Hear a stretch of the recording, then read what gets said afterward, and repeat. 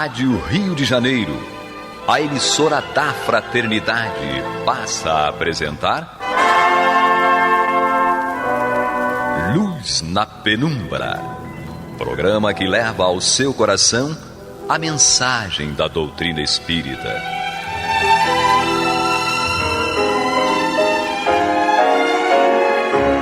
E com vocês, João Nogueira, para estudos de obras póstumas de Allan Kardec. Bem, meus queridos amigos e irmãos, aqui estamos nós mais uma vez para esse estudo maravilhoso de obras póstumas, como disse nosso irmão Renaud. Hoje na companhia do meu irmão Leopoldo Pio. Mais uma vez juntos, graças a Deus. É isso aí. E estreando aqui com o nosso operador, Isaac. Não é isso, Isaac? Tudo bem? Seja bem-vindo, Isaac. Obrigado aí pela tua força, pelo teu profissionalismo. E vamos dar continuidade então ao estudo de obras póstumas. Estamos estudando e iniciando hoje o capítulo que fala dos homens duplos e das aparições de pessoas vivas. E diz Kardec: é fato hoje comprovado e perfeitamente explicado que o espírito, isolando-se de um corpo vivo, pode, com o auxílio do seu envoltório fluídico perispirítico, aparecer em lugar diferente do em que está o corpo material. Até o presente, porém, a teoria, de acordo com a experiência, parece demonstrar que essa separação somente durante o sono se dá, ou, pelo menos, durante a inatividade dos sentidos corpóreos. Se são exatos, os fatos seguintes provam que ela igualmente se produz no estado de vigília. Extraímo-las da obra alemã Os Fenômenos Místicos da Vida Humana, por Maximiliano Perti, professor da Universidade de Berne, publicada em 1861 em Leipzig e Heidelberg. Um camponês, diz Kardec, proprietário, foi visto pelo seu cocheiro na cavalariça, com o olhar dirigido para os animais, no momento mesmo em que estava a comungar na igreja. Narrando o fato mais tarde ao seu pastor, perguntou-lhe este em que pensava ele no momento da comunhão. Para dizer a verdade, respondeu o camponês, pensava nos meus animais. Aí está explicada a sua aparição, replicou o eclesiástico. Estava com a verdade o pastor, porquanto, sendo o pensamento atributo essencial do espírito, tem este que se achar onde se ache o seu pensamento. A questão é saber se no estado de vigília pode o desprendimento do perispírito ser suficientemente grande para produzir uma aparição, o que implicaria um como desdobramento do espírito, uma de cujas partes animaria o corpo fluídico e a outra o corpo material. Nada terá isto de impossível, se considerarmos que, quando o pensamento se concentra num ponto distante, o corpo apenas atua maquinalmente, por efeito de uma espécie de impulsão mecânica, o que se verifica, sobretudo, com as pessoas distraídas. A vida espiritual acompanha o espírito. É, pois, provável que o homem de quem se trata haja tido, naquele momento, uma distração forte e que os seus animais o preocupavam mais do que a comunhão.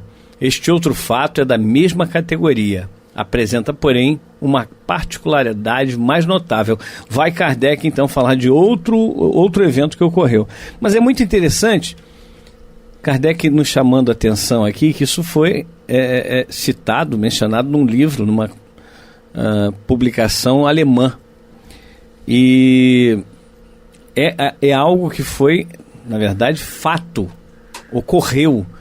O padre, quando relatou, perguntou, na verdade, para aquele camponês o que ele estava pensando no momento da comunhão, e ele disse que estava, na verdade, preocupado com os seus animais. Então ele foi visto junto com dos seus animais, ou seja, Kardec coloca aqui uma frase, inclusive, que eu chamo muita atenção todos os momentos, que o pensamento é o atributo essencial do espírito. Como dizia Descartes, penso, logo existo.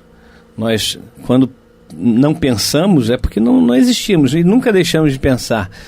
algumas pessoas dizem que na meditação a pessoa para de pensar. Não existe isso. Você sempre está pensando, dormindo, acordado, sempre está pensando.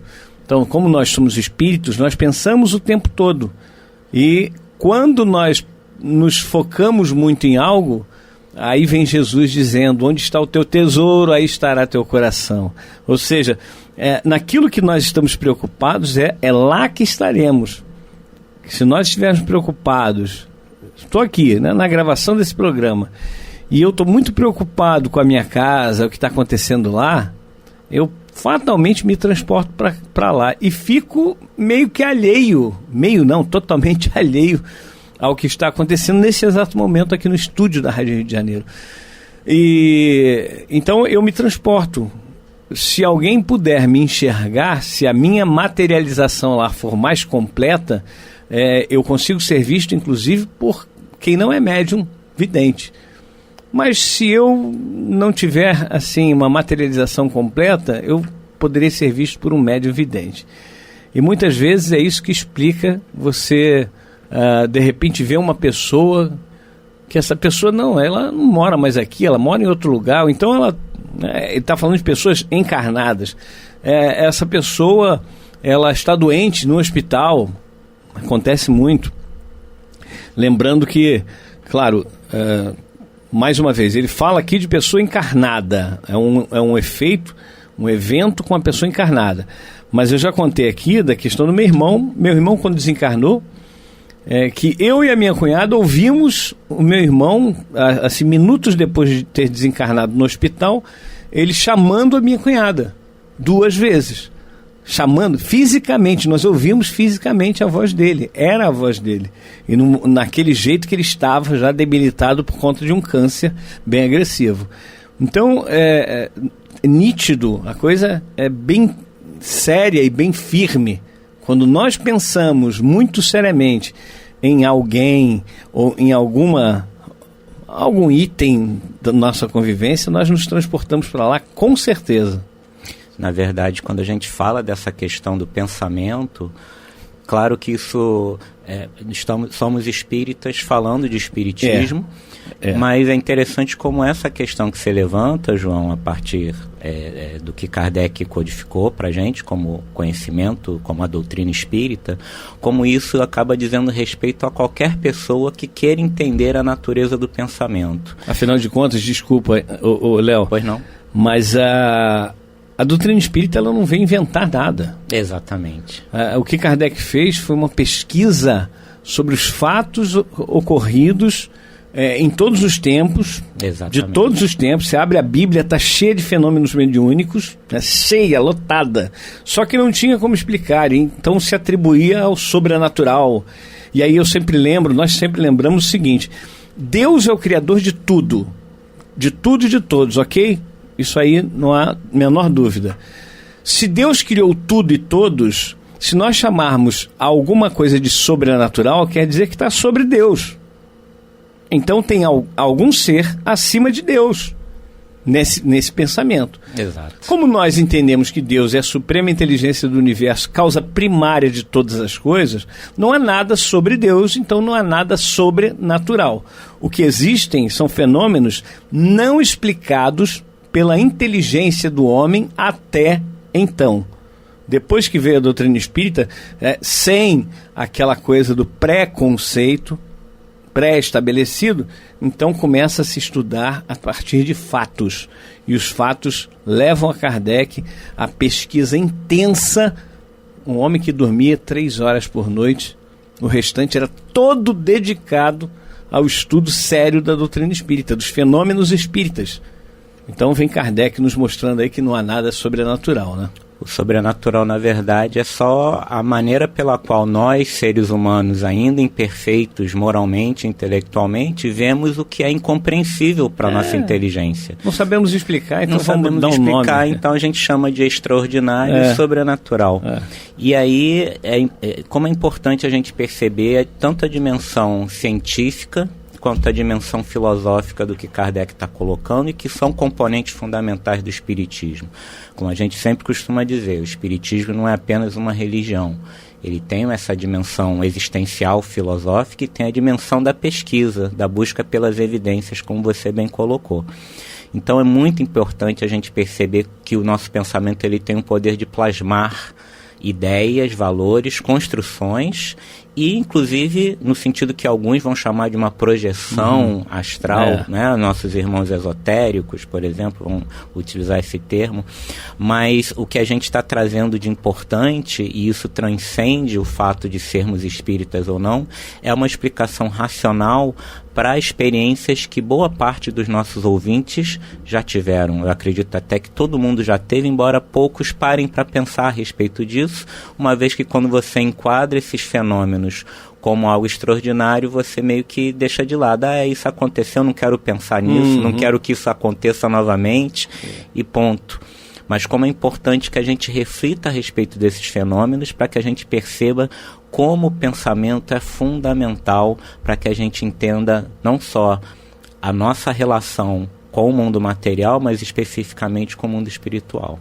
É verdade. E a gente não adianta negar, né? Se nós estamos todos submetidos a uma lei divina, e essa lei divina é do progresso principalmente, nós devemos progredir. Que tipo de progresso? É o progresso moral. Nós somos espíritos que ainda carregamos muita coisa do que nós ajuntamos ao longo da nossa experiência, de várias encarnações, de várias ocorrências nas nossas encarnações diferentes, e a gente acaba tendo que traçar caminhos muitas vezes não corretos, e aí a gente acaba acumulando coisas negativas para nós.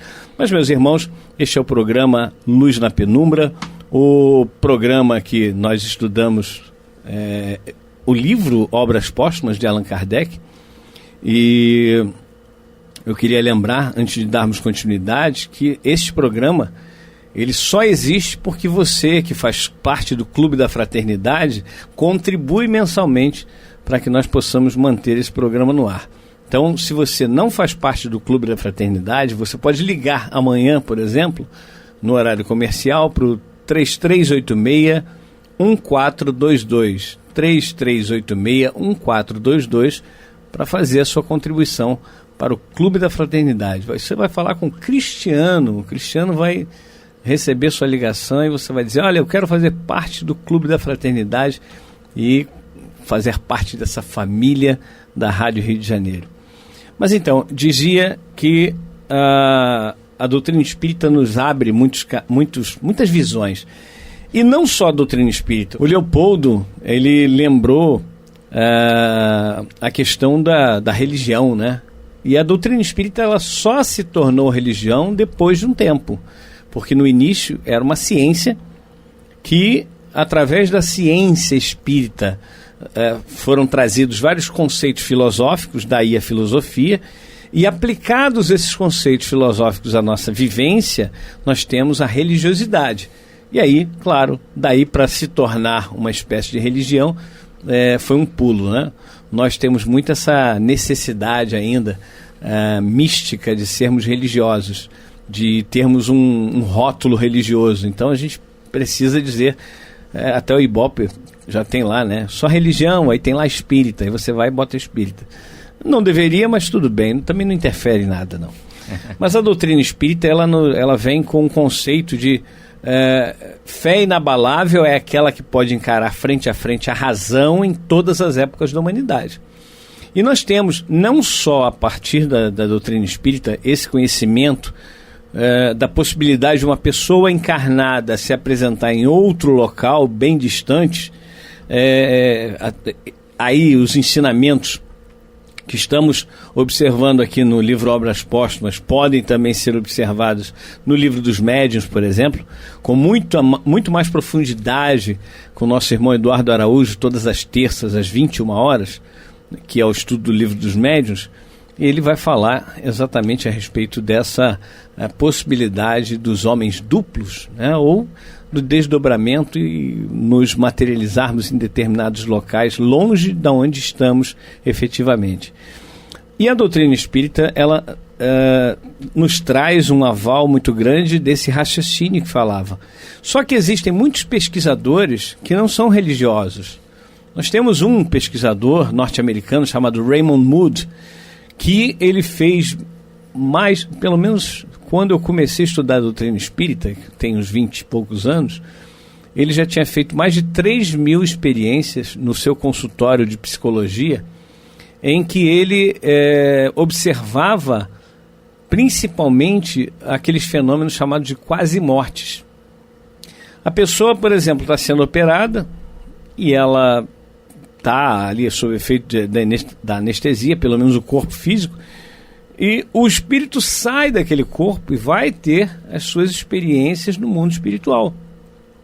A partir dali, muitos relatos foram muito impressionantes. Por exemplo, uma pessoa que estava sendo operada, ela viu um acidente do lado de fora do hospital, viu a pessoa sendo resgatada para dentro do hospital e sendo atendida.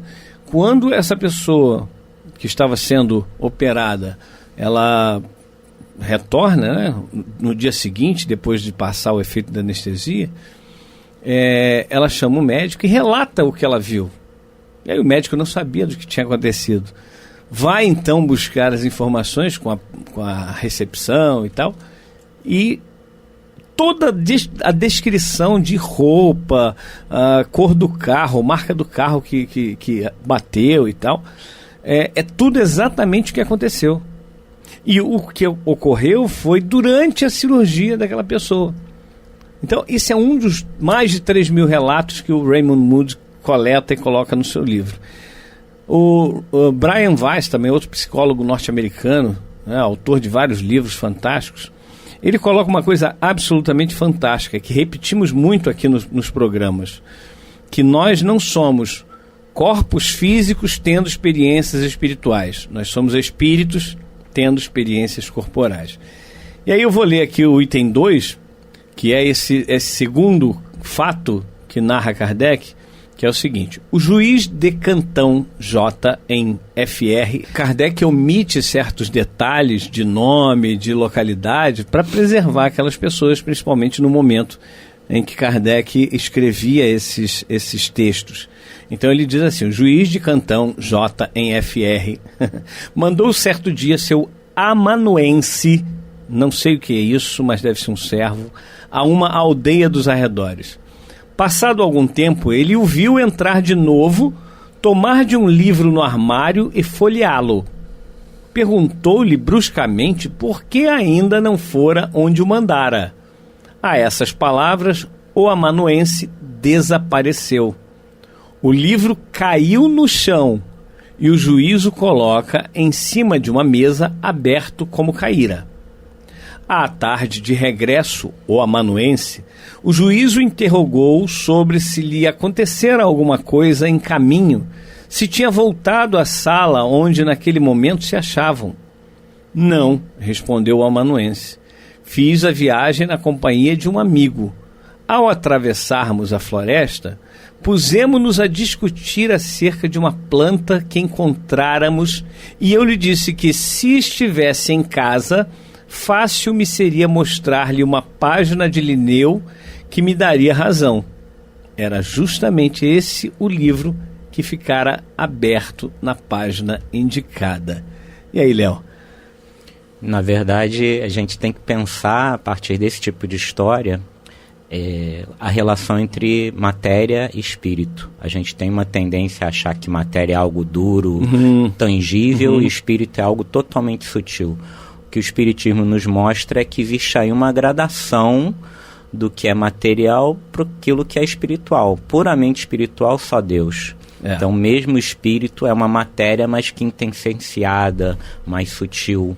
E dependendo da capacidade de concentração, da evolução intelectual e, enfim, das crenças que cada pessoa tem, que cada espírito tem, é muito possível que essa história, que ela se reproduza em outras situações, né? Dessa, digamos assim, muito entre aspas, essa projeção desse servo, levar um livro para um certo contexto e a gente começa a pensar como a gente tem que entender aquilo que Brian Weiss coloca para a gente. Isso exige da gente uma mudança de paradigma, de não nos pensarmos mais como matéria, como um corpo que tem simplesmente desejos materiais, carnais, mas sim alguém que é um espírito que está aprendendo algumas coisas para que se espiritualize, ou como você mesmo, João, costuma dizer, se moralize para que essa matéria que somos nós, esse espírito, essa matéria ainda sutil, ela se torne mais sutil ainda para que a gente evolua.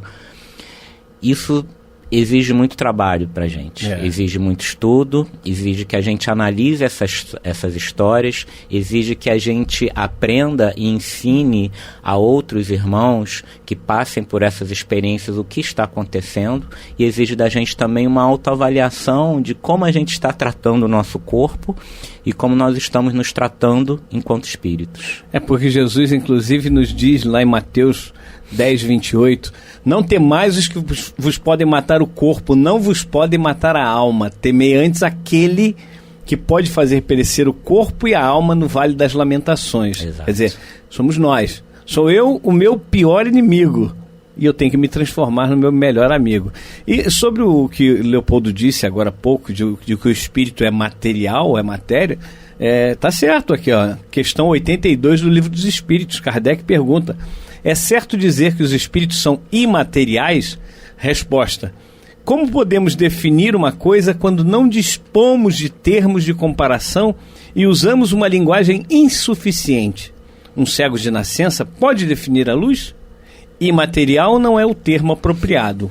Incorpóreo seria mais exato, pois deves compreender que, sendo uma criação, o espírito deve ser alguma coisa.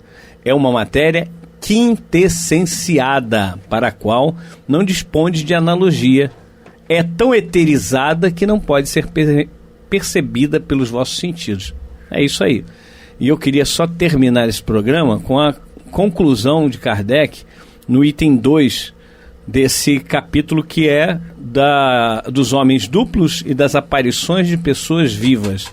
Diz Kardec aqui nos 2 últimos parágrafos: por muito extraordinário que pareça o fato, não se poderia taxá-lo de materialmente impossível. Por isso que ainda longe estamos de conhecer todos os fenômenos da vida espiritual. Contudo, faz-se mistério a confirmação. Num caso desses, seria preciso comprovar de maneira positiva o estado do corpo no momento da aparição. Até prova em contrário, duvidamos de que o fato seja possível, desde que o corpo se ache em atividade inteligente. Os que seguem, bem mais extraordinários são, e francamente confessamos que nos inspiram dúvidas ainda maiores. Compreende-se facilmente que a aparição do espírito de uma pessoa viva seja vista por uma terceira pessoa, porém, não que o indivíduo possa ver a sua própria aparição, principalmente nas condições abaixo referidas. E esse abaixo referidas vai ficar para o próximo programa. Só queremos lembrar que Kardec, como disse, ele busca sempre a comprovação contra fatos, não argumentos. Nós devemos sempre buscar a comprovação. Não podemos acreditar em qualquer coisa. Não podemos, pura e simplesmente porque alguém nos contou algo, acreditarmos. É como na questão mediúnica, em que muitas vezes nós advertimos as pessoas que participam de reuniões mediúnicas a não usarem perfume, por exemplo, quando vão para as reuniões. Por quê? Existem odores que os espíritos comunicantes eles criam para que possam ser identificados. Então, às vezes, nós estamos sentindo algum odor, e aí pode ser um odor material, sim, e não um odor espiritual, ou criado por um desencarnado. Então, temos que ter muito cuidado. Bem, meus irmãos, por hoje é só. Estaremos de volta no próximo programa, se Deus assim permitir. Até lá. Você está ouvindo pela Rádio Rio de Janeiro o programa Luz na Penumbra, com estudos de obras póstumas na apresentação de João Nogueira.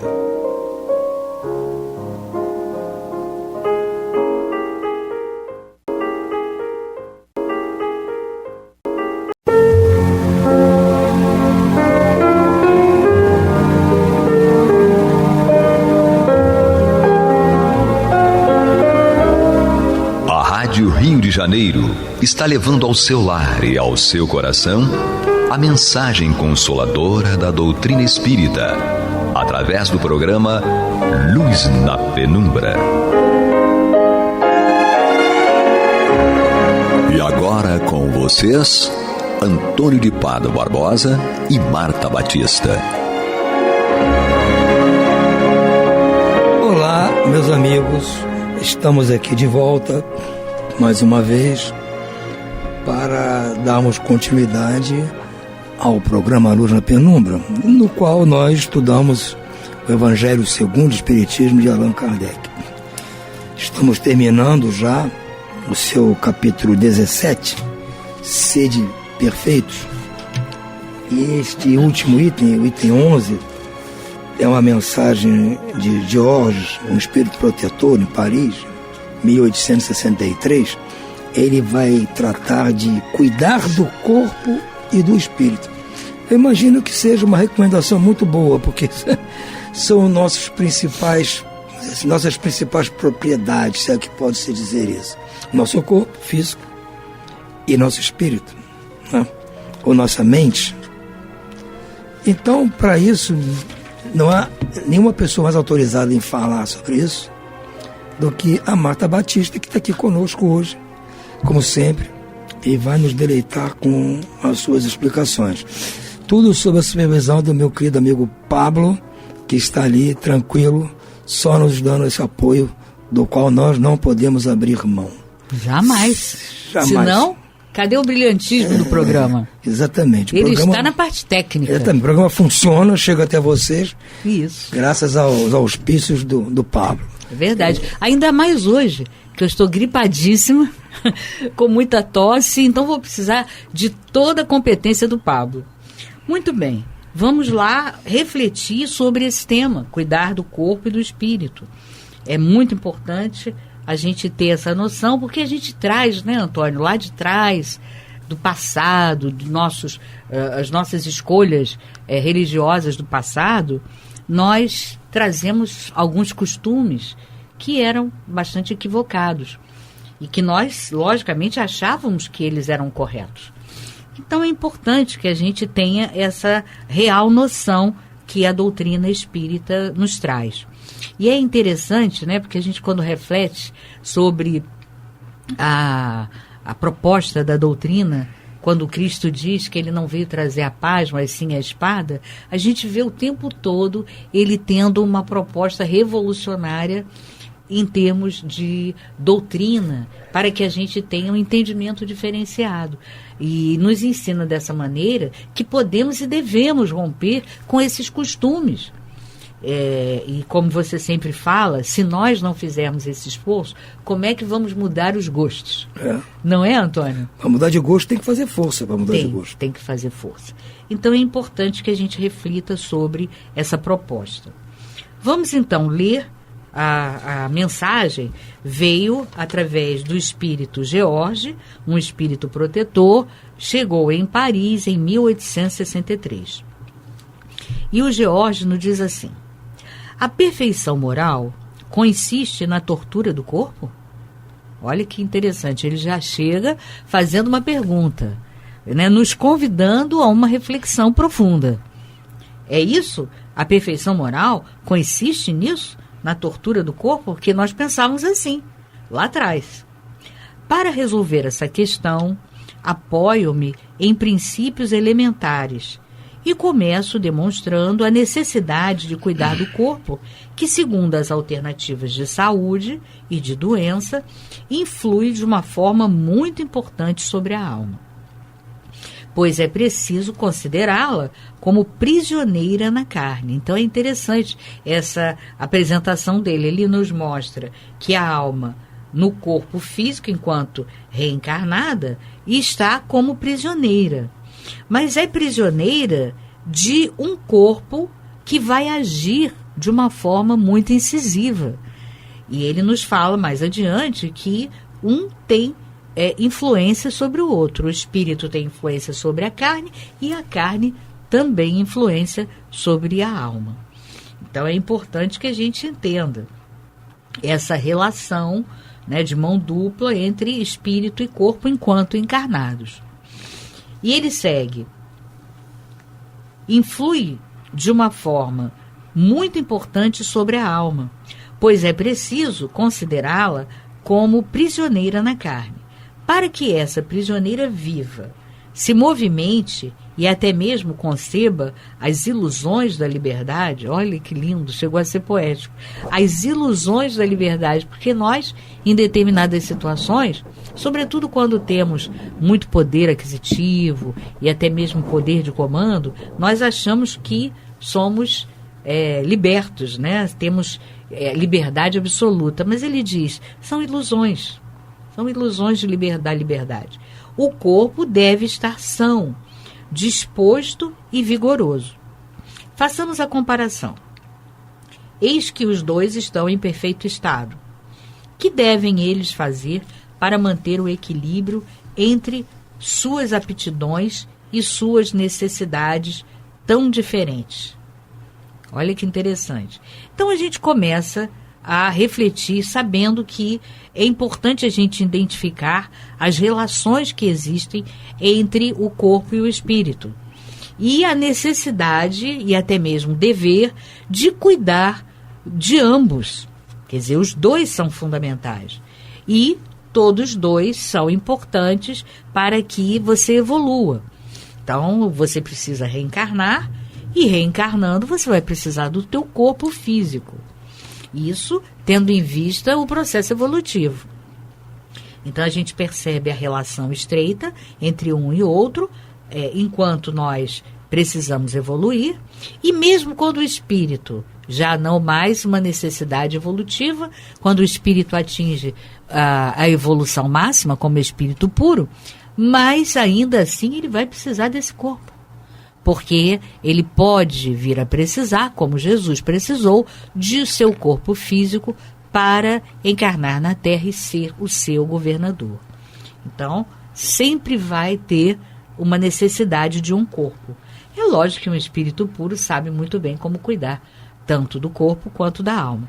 Mas é bom a gente lembrar que ele, mesmo depois de ter evoluído tudo, ele ainda vai precisar de um corpo. Claro que como missão, não mais como provas nem expiações. Então, a gente percebe essa importância, né, dessa relação, constatar, identificar essa relação entre corpo e alma. E a gente se pergunta, é válido a gente maltratar o nosso corpo, que é um instrumento da alma, para que esta pratique o bem e evolua? É, então, lícito isso? Não. Se o corpo físico é um instrumento fundamental no processo evolutivo, é evidente que não é lícito, não é correto. E tem mais, quando você faz isso, você ainda está infringindo as leis divinas. E aí, infringir as leis divinas, nós sabemos que para cada infração nós vamos adquirindo algo que é pertinente a isso, que é a sua consequência, é a lei de causa e efeito. Então, se nós infringirmos uma lei, logicamente que essa cobrança vai chegar. Em algum momento, essa cobrança chega.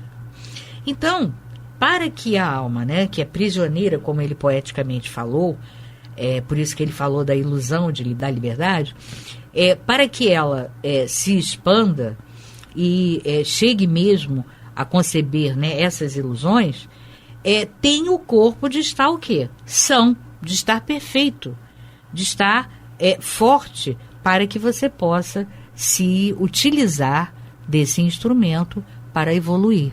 Então, a não ser as doenças que chegam, que não são provocadas pelas tuas atitudes equivocadas.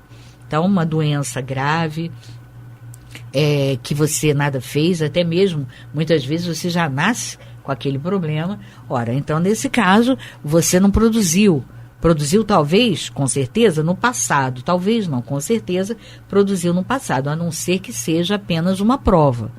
Aí é possível que não tenha produzido esse equívoco no passado. Mas, de qualquer forma, você precisa daquele tipo de prova para crescer e ter uma noção diferenciada do processo. em que você segue. Então, dessa maneira, a gente percebe que o corpo estando são, ele estar são é fundamental. E para isso você tem que cuidar desse corpo. Né? Cuidando de que forma? Aquelas informações básicas de higiene que nós conhecemos e aqueles conhecimentos que os médicos nos passam através da literatura ou mesmo através das consultas, quando vamos aos médicos. Então, a gente tem que aproveitar e estar atento em relação a essas informações para que a gente cuide do corpo de forma correta. E está aí também os excessos, né? Estão incluídos nesse cuidar do corpo. Os excessos são terríveis. Quando você gosta de uma determinada comida, claro, é natural, nós precisamos, né, da comida e a usamos também como uma forma de prazer. Mas o que a gente não precisa deixar de ter o prazer em comer. O que você precisa é ter o discernimento para equilibrar, para você não se exceder, porque o excesso é que é prejudicial. Os excessos, de um modo geral, em tudo, no comportamento, quando você se aborrece com alguma coisa, tá bom, você tem toda a razão de se aborrecer com alguém que não foi delicado com você, com alguém que fez uma calúnia contra você, você tem direito. Mas você não pode cometer o excesso. O excesso aí seria o quê? A ira, o estresse excessivo. Por quê? Isso vai trazer consequências danosas para o teu corpo. Então não são só os excessos na comida e nos prazeres, não. Excesso de todo tipo, de toda ordem. Trabalhar excessivamente também é ruim, porque vai te trazer complicações. O único que trabalhou excessivamente e, logicamente, foi desculpado, muito embora tenha partido antes, foi Allan Kardec. Mas ele estava em missão. É diferente, ele precisava deixar aqui para nós um legado que ficará e está conosco e ficará até o fim dos tempos. Então é diferente, ele tinha uma missão e por isso ele pôde trabalhar e devia trabalhar excessivamente para conseguir deixar tudo para nós. E ele segue dizendo: aqui 2 sistemas estão presentes, o dos ascetas, que querem aniquilar o corpo, e o dos materialistas, que querem rebaixar a alma. 2 violências quase tão insensatas uma quanto a outra. Então temos aqui uma nota de rodapé, na edição, que nos fala, você poderia falar um pouquinho, Tony, sobre os ascetas? Bom, essa categoria, digamos assim, de pessoas, elas são aquelas que querem levar uma vida, vamos dizer assim, imune a quaisquer excessos, quaisquer consumismo exagerado. Eles querem viver de uma forma a cuidar só do espírito, cuidar só da alma, não cuidando proporcionalmente com o corpo. A grosso modo, falando grosseiramente, por exemplo, eles não gostam de cortar o cabelo, não gostam de fazer a barba, não gostam de tomar banho. São os cuidados mínimos que a pessoa pode ter com o seu corpo, mas como eles são exagerados, eles não querem nem isso. Andam de forma maltrapilha. Comida só se alguém der, porque eles não produzem nem a própria comida. Se não for apanhando na floresta, lá onde estejam, vai ter que alguém fornecer comida. Eu acho que o mais famoso dos ascetas foi o Buda. Sim. Quem já teve a oportunidade de ler alguma coisa sobre a história do Buda, ou visto algum filme, alguma coisa assim, vai ver que ele, depois de ter passado aqueles anos até a idade adulta, já era casado e tudo, como um príncipe num castelo todo cercado de todas as mordomias, ele descobriu que havia outra realidade, havia a doença, a pobreza, a dor. Então essas coisas o chocaram. Então ele resolveu se dedicar a isso. Ele disse, olha, eu estou aqui vivendo no bem bom e a maioria das pessoas está com esses sofrimentos. Então resolveu largar tudo, largou família, largou tudo, a riqueza, e foi para a floresta, viver lá. E lá ele ficou o tempo todo assim. Resolveu não se alimentava só das frutas que estavam disponíveis, não se barbeava, não cortava cabelo, não tomava banho, a roupa que estava ficou até ela virar um farrapo. Passou anos assim. Então, quando se fala das setas, tinha que usar o Buda como assim, uma amostra do que é. É lógico que as pessoas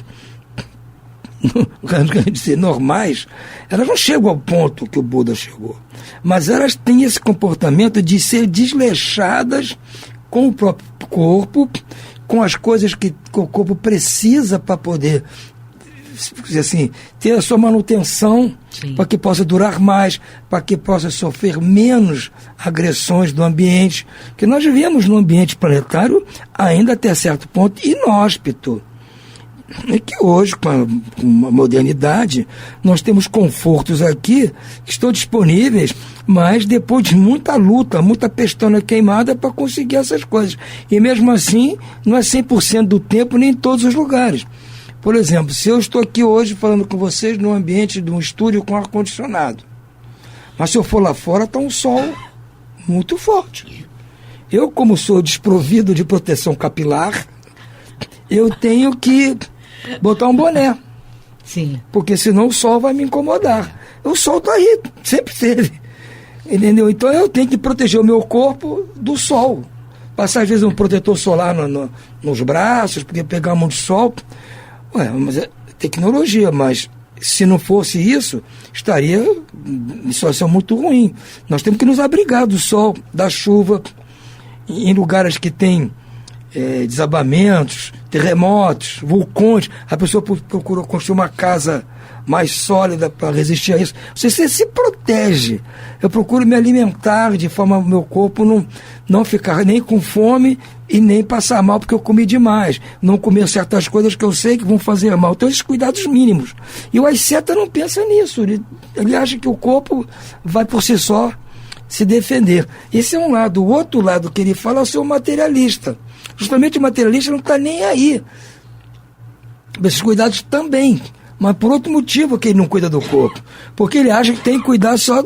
ele não cuida do espírito, desculpem. Ele não cuida do espírito. Sim. Ele acha que tem que só usufruir das benesses que o corpo produz. Então ele suga Vive pra o corpo. Matéria, né? Ele suga do corpo todas as suas potencialidades. Porque ele não quer deixar o corpo bom, saudável, para o espírito poder usar o corpo bem. Não, ele não acredita em espírito. Então ele procura usar o corpo inversamente do outro, que não protege o corpo, mas também não abusa do corpo. Ele abusa do corpo. Tudo aquilo que o corpo eventualmente pode fazer, ele faz. E com isso agride o corpo, exagerando, inversamente do asceta, na comida, na bebida, até no próprio asseio, exagera nos pendurucalhos. Na é verdade, há pessoas que acham que devem escrever o mapa-mundi no corpo, né? Sai por aí escrevendo uma Bíblia inteira, um dicionário inteiro no corpo. Eu não sei o que eles querem fazer isso com o corpo, mas tudo bem. Gosto é gosto, não vamos discutir. Só não tem compromisso. Mas sabe que aquilo ali está causando um dano ao corpo. Com certeza está causando. Não estou discutindo questões morais, nada disso. Isso é uma questão física. Se qualquer coisa que você pendure no corpo, se você botar até um brinco, que seja daqueles de furar a orelha, é uma agressão para o corpo. Ah, mas um furinho não faz mal. Tudo bem. A gente sabe que 0,001% de chance de causar um problema. Mas, em tese, é uma agressão para o corpo. No caso da tatuagem, pode ser a questão da tinta. Nossa, uma série de coisas. Mas não, espiritualmente, não tem problema nenhum. Não estamos discutindo isso aí, é questão de gosto, não é? Agora, a pessoa realmente não está cuidando do corpo com aquele carinho que o corpo precisa. É claro que não pode exagerar, mas tem que ter um certo cuidado com o corpo, um certo carinho. Se você bota no seu corpo um monte de tinta à base de chumbo, que você não pode fazer ressonância magnética, você não pode doar sangue.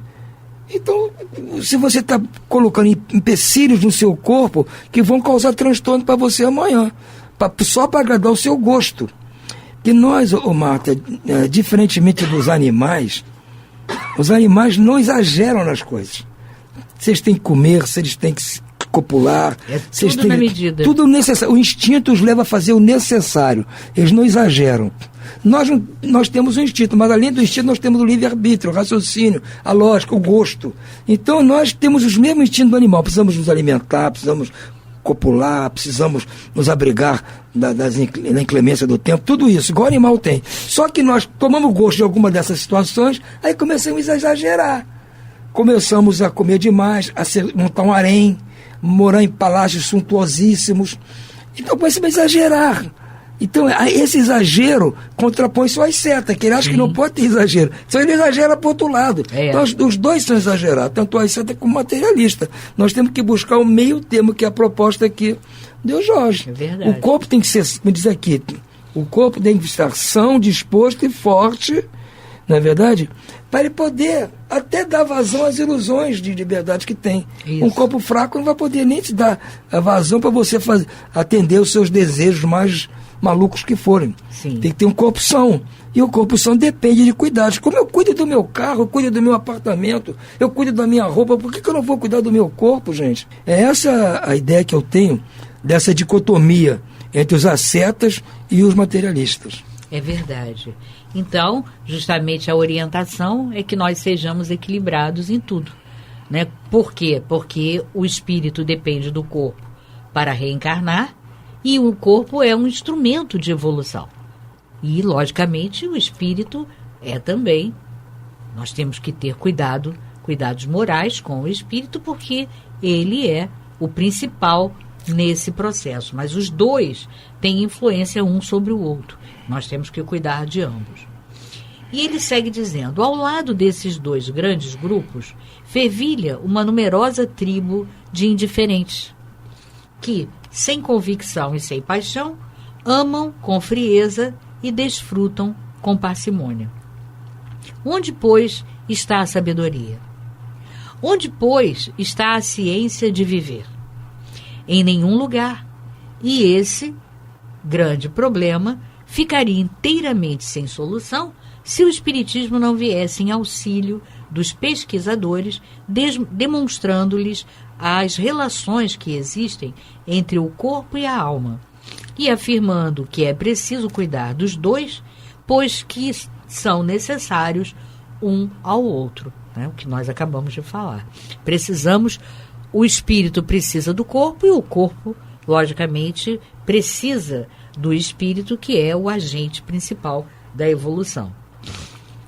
Amai, portanto, vossa alma, mas cuidai também do corpo, instrumento da alma. Desconhecer as necessidades que são indicadas pela própria natureza é desconhecer a lei de Deus. Não castigueis vosso corpo pelas faltas que o vosso livre-arbítrio lhe fez cometer, e pelas quais ele é tão responsável quanto um cavalo mal dirigido é, pelos acidentes que causa. Quer dizer, então ele diz, não responsabiliza o corpo por coisas que, na realidade, o corpo não tem, ele é comandado. Então, se o comando foi equivocado, logicamente ele vai sofrer as consequências. E nem botar a culpa no corpo pelas tentações, né? Isso. Diz que a carne é fraca. É, né? A carne é fraca, não. Não é. Muito bem, então, terminando aqui, ele nos diz, por acaso sereis mais perfeitos se martirizando o corpo, não ficardes menos egoístas, menos orgulhosos e mais caridosos para com o vosso próximo? Não, a perfeição não está aí. Ela se encontra inteiramente nas reformas porque fizerdes passar o vosso espírito. Dobrai-o, submetei-o, humilhai-o, mortificai-o. Esse é o meio de torná-lo mais dócil à vontade de Deus e o único que conduz à perfeição. Não é isso, Tony? Sem dúvida, Marta. Vamos ficando hoje por aqui, desejando a todos muita paz. Muita paz a todos.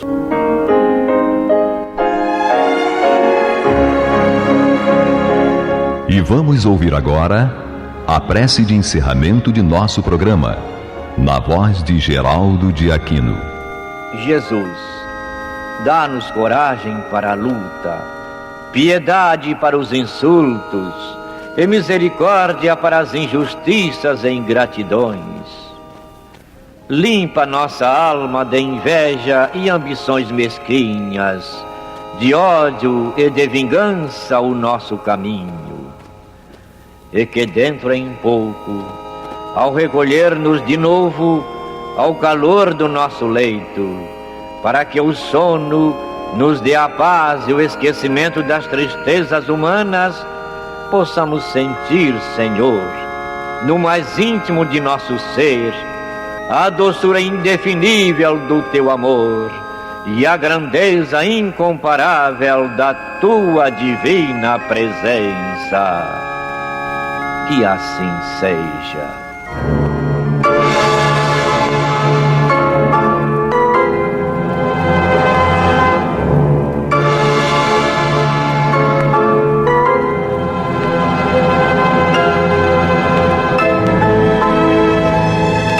Acabamos de apresentar o programa Luz na Penumbra, que voltará a ser apresentado amanhã às 21 horas nesta emissora.